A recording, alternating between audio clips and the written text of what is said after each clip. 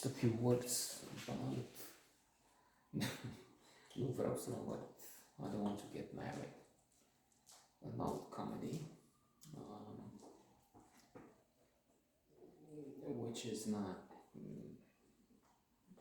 spectacular by any measure, I would say, except that it's times something to look at, not for long.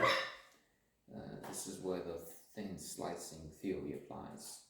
Rule explaining Blink, the power of thinking without thinking, of Malcolm Gladwell. That you watch for less than a minute and you make a decision and you see this is not for you. But one, it could be for those who have this nostalgia of the old days, fewer and fewer, because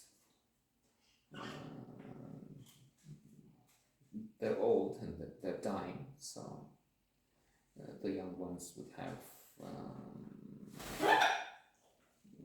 nothing to regret from the old good days of communism, which is stupid. They just forget, and well, they think of them as young and the good things they did when they were young, and they can't obviously do when they're 80, 100, and forget the terror, the cold, the hunger. True, some of them are just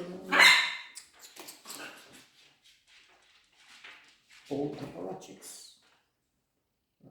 They've been in the nomenclature, and of course they regret being on top of the world, being among those who had things while nobody else had anything. Which, mentioning psychology, in a joke, H.L. Mencken said something like,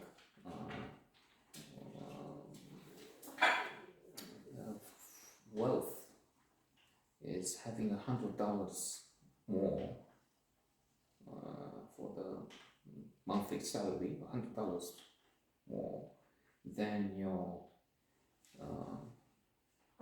wife's sister's husband, because we compare. That's the idea. In tests, people have been asked and they would rather have something like, I'm just giving figures to give you an idea, I don't remember the exact figures, but the notion is correct. $75,000 per year, when others have $60,000 around it. They would rather have this than $120,000, but in a community, in a firm, in a group, where the others have 140. So you see what I mean? Better to have less, but more than the rest, than have much more, but in a place where the others have even more. Because we compare with others, that's the idea. So that's nostalgia. Oh, what good times there were, and these people nowadays, and they were so good and young and handsome. In the good films they made, look, decent people, charming, no excesses, they didn't smoke marijuana, whatever. So things, and it's happening through the ages, of course. We all are always saying that about them. And then there's this,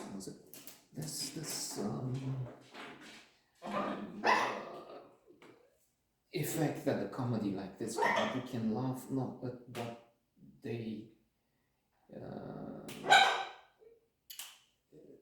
want you to, but at the clumsiness, sometimes the insinuating propaganda, at the simplicity. It's another age, really. It was the beginning of communism and a sort of euphoria of their own kind. So you can laugh in a cynical way, also, if you will.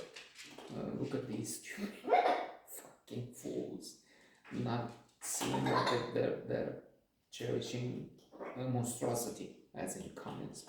So that's just in a nutshell what we discussed and we thought we felt together as a group, as a commune, as a Phalanster.